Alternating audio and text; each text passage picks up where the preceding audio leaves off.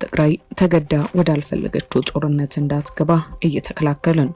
ከኢትዮጵያ መንግስት ጋር ሰጣ ገባ ውስጥ ያለችው ኤርትራ በአሁኑ ወንድማማች ከምትለው ትግራይ ጋርም ወደ ስምምነት እንደሚያመሩ ባለስልጣናቱ ተናግረዋል። በጉዳዩ ላይም እኛም ዝርዝር መረጃ ይዘናል። አንዳንዴ ሞቅ ሌላ ጊዜ ደግሞ ረገብ ያለ የቀጠለው የህወሓት አመራሮችም መከፋፈል ምክንያቱ የፕሪቶሪያ ስምምነት እንደሆነም ዶክተር ደብረጽዮን ገብረሚካኤልም ተናገሩ። ስምምነቱ ላይ ሊካተቱ ይገባዋል ያሏቸውንም ዘርዝረዋል። እኛም በመረጃ ሰዓታችን እኝንና ሌሎች መረጃዎችን አካተን የምናደርሳችሁናል። ከዚህ ጋርም ተያይዞ በአሁኑ የወጣው መረጃ የትግራይ ክልል ጊዜያዊ አስተዳደር ፕሬዝዳንት አቶ ጌታቸው ረዳም ለሶስት ከፍተኛ አመራሮችም ጊዜያዊ የእግድ ደብዳቤ ስለመስጠታቸውን በስፋት እየተነገረ ነው። እኝን መረጃዎች በመረጃ ሰዓታችን በዝርዝር የምናደርሳችሁናል። ሰላም ጤና ይስጥልን። የተወደዳችሁ የቻናላችን ቤተሰቦች በያላችሁበት የበዛ ሰላም ለእናንተ ውድ ተከታታዮቻችን ይሁን። ሰሞነኛና ወቅታዊ መረጃዎችን በመረጃ ሰዓታችን ይዘን ተገኝተናል። እናንተም ለቻናላችን አዲስ ከሆናችሁ ቻናላችንን ሰብስክራይብ እንዲሁም የደውል ምልክቷን በመጫን ዘላቂውን ቤተሰብነትን ከኛ ጋር ይመስርቱ። ትኩስና ፈጣን መረጃዎችን በፍጥነት እንዲደርሱ ያድርጉ እያልን ወደ ዛሬ ቀዳሚ መረጃችን እናልፋለን።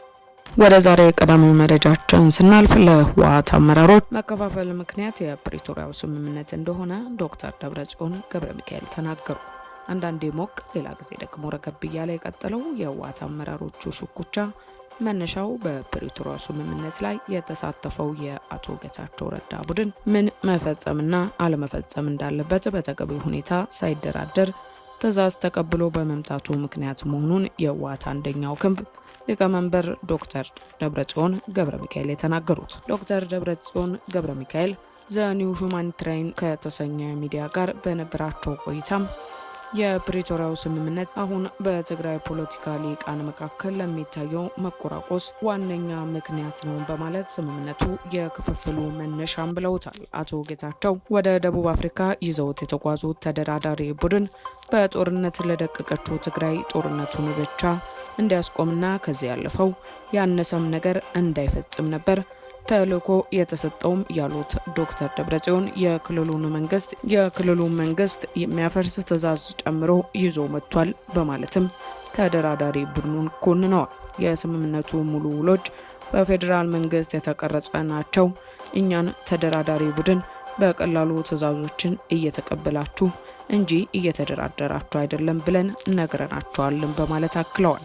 አቶ ጌታቸው በፌዴራል መንግስት ግፊት የትግራይ ክልላዊ መንግስት የሚያፈርስ የትግራይ ሰራዊት በአጭር የጊዜ ሰሌዳ ውስጥም ትጥቅ የሚፈታበት እንዲሁም በአማራ ኃይሎች የተያዙ የትግራይ ክፍሎች አወዛጋቢ ግዛቶች የሚል ስምምነት ፈርመው መጥተዋል ሲል አስረድተዋል። ይሁን እንጂ አሁን የፕሪቶሪያው ስምምነት ራሱ መፈጸም አለመቻሉን ገልጸዋል። እሳቸውና ቡድናቸው ስምምነቱ ተፈጻሚ እንዲሆን ቁርጠኛ እንደሆኑ ዶክተር ደብረጽዮን ተናግረዋል። ህወሓት በሰላም ስምምነቱ መሰረት የአማራ ኃይሎችና የኤርትራ ወታደሮች የትግራይ ተዋጊ ኃይል ትጥቅ ከመፍታቱ በፊት መውጣት እንዳለባቸው፣ ተፈናቃዮቹ የሚመለሱበትን ምቹ ሁኔታ መፍጠርና ምርጫ የሚደረግበት አውድም ማመቻቸት አሁንም እንደሚጠይቁ አስታውቀዋል። ዶክተር ደብረጽዮን የአማራ ኃይሎች እንዲወጡ በፌዴራል መንግስት ላይ ጫና ማድረግ ባለመቻሉ የአቶ ጌታቸው ጊዜያዊ አስተዳደር ተጠያቂ ቢያደርጉም ጊዜያዊ አስተዳደሩ በበኩሉ የፕሪቶሪያው ውል በመጣስና ድንበር ማስከበር ባለመቻሉ የፌዴራል መንግስት ሲወቅስም ይደመጣል። የህወሓት ስራ አስፈጻሚ ኮሚቴ አባልና የዶክተር ደብረጽዮን ቡድን አጋሪ የሆኑት አብርሃም ተከስተ በጠቅላይ ሚኒስትር አብይ ከፈለጉ በአንድ ጥሪ ጥያቄዎችን መመለስ ይችሉ ነበር በማለት በአማራ ኃይሎች ተይዘዋል ስለተባሉት አካባቢዎችም ተናግረዋል። የኢትዮጵያ ብሔራዊ ምርጫ ቦርድም የካቲት 5 ቀን 2017 ዓ.ም ባወጣው መግለጫም ህወሓትን በተመለከተ ስብሰባ ካደረገ በኋላ ጠቅላላ ጉባኤ ለማካሄድ የተሰጠው የጊዜ ገደብ ባለመጠቀሙ ለ3 ወራትም በምንም አይነት የፖለቲካ እንቅስቃሴ ውስጥ እንዳይሳተፍ እገዳ ጥሎበታል። ህወሓት የካቲት 11 ቀን 2017 ዓ.ም የተመሰረተበትን 50ኛ ዓመት ማክበሩም ይታወሳል። ወደ ሌላኛው መረጃችን ስናልፍ ደግሞ ከኤርትራ መንግስት ጋር ጀምረነው የነበረው ግንኙነት አሁንም አጠናክረን እንቀጥልበታለን ሲሉ ፕሬዝዳንት ጌታቸው ረዳም ተደምጠዋል። ፕሬዝዳንት ጌታቸው ረዳ በዛሬው ዕለት በወቅታዊ ጉዳይ ላይ መግለጫም ሰጥተዋል። አቶ ጌታቸው ከኤርትራ መንግስት ጋር ጀምረ ነው የነበረውን ግንኙነት አሁንም አጠናክረን እንቀጥልበታለንም ብለዋል። በኢትዮጵያና ኤርትራ መንግስት መካከል ያለውን ልዩነት የቃላት ጦርነት አልፎ ወደ ግጭት እንዳመራና ትግራይ ተገዳ ወዳልፈለገችው ጦርነት እንዳትገባም እየተከላከለ ነው ሲሉ አቶ ጌታቸው ገልጸዋል። አሁን በደረሰን መረጃም የትግራይ ክልል ጊዜያዊ አስተዳደር ፕሬዝዳንት አቶ ጌታቸው ረዳ ለሶስት ከፍተኛ የሰራዊት አዛዦች ላይ የትግራይ ክልል ጊዜያዊ አስተዳደር ፕሬዝዳንት አቶ ጌታቸው ረዳ ለሶስት ከፍተኛ የሰራዊት አዛዦች ላይ ጊዜያዊ የእግድ ደብዳቤ ስለመጻፋቸውም ተሰምቷል። እግዱ የተጻፈባቸው ከፍተኛ አመራሮቹ ሜጀር ጀነራል ዮሐንስ ወልደ ጊዮርጊስ፣ ሜጀር ጀነራል ማሾ በየነ፣ ብርጋዴር ጀነራል ምግበይ ኃይሌ ናቸውም ተብሏል። ፕሬዝዳንቱ አቶ ጌታቸው ረዳ በትላንትናው ዕለት መጋቢት 1 2017 ዓ.ም የጻፉት ጊዜያዊ የእግድ ደብዳቤም ነው። ከመንግስት ውሳኔ ውጪ መላ ህዝባችን ወጣቱን ወደ ግርግር፣ የጸጥታ ኃይሎችን ወደ እርስ በርስ ግጭት ብሎም ህዝባችንን ወደ የማይወጣበት አዘቅት የሚያስገባ አደገኛ እንቅስቃሴ አላቆመም።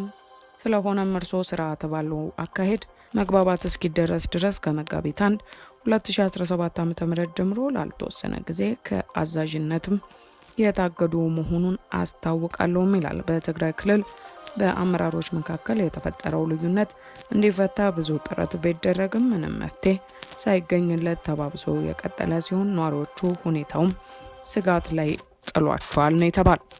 መሬት ላይ ምንም የተፈጸመ ነገር የለም ሲል የትግራይ ክልልም መረጃ ይዞ ወጥቷል። የፕሪቶሪያው ስምምነት የተሳካ አፈጻጸም የኢትዮጵያ መንግስት ለሰላም፣ ለሰብአዊ መብቶችና ለኢትዮጵያውያን መበልጸግም ያለውን ያልተገደበ ቁርጠኝነት ማሳያ ነው ሲሉ የፍትህ ሚኒስትር ሀና አርአያ ስላሴ ገለጹ።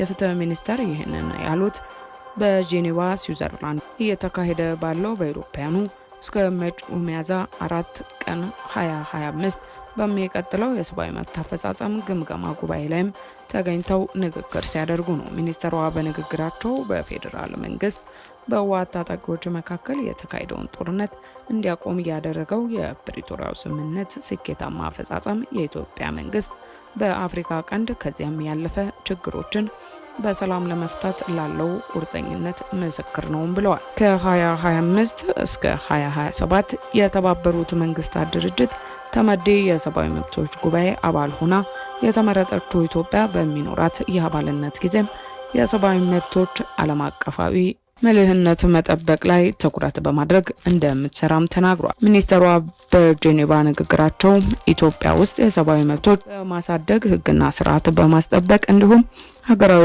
እርቅን ለማረጋገጥ የተሰራውን ስራ ስናገር የደስታ ስሜት ይሰማኛልን ብለዋል። ወይዘሮ ሀና የፕሪቶሪያው ስምምነት ስኬታማ ነው ይበሉ እንጂ በትግራይ ክልል ጊዜያዊ አስተዳደር ምክር ቤት የፕሪቶሪያው ስምምነት ክትትል ቋሚ ኮሚቴም ስብሰባና የባይቶና ፓርቲ ምክትል ሊቀመንበር አቶ ዮሴፍ ለሪፖርተር በሰጡት አስተያየትም መሬት ላይ ምንም የተፈጸመ ነገር የለም ብለዋል ሲልም ተኩስ መቆም ስምምነቱን ስኬታማ ነው አይደለም ለሚለው ጉዳይ አከራካሪ ይሆናልም ብለዋል። የጦርነት መንስኤ ያልሆኑ መሰረተ ልማቶች በተለይም እንደ ኤሌክትሪክ፣ ኢንተርኔት ከመልቀቁ ውጪ ዋነኞቹ ጥያቄዎች ግን አልተመለሱም። ከመጀመሪያው ጀምሮም በስምምነቱ መሰረት አካታች ጊዜያዊ አስተዳደር ሊቋቋም ሲገባውም ሁሉንም ስልጣን ለህወሓት መስጠቱ አንዱ የስምምነቱ አፈጻጸም ስህተት ነው ያሉትም አቶ ዮሴፍ ጊዜያዊ አስተዳደሩ በዚህ መንገድ የተመሰረተ ባለመሆኑ ስምምነቱን ባለመተግበሩ በክልሉ ላይ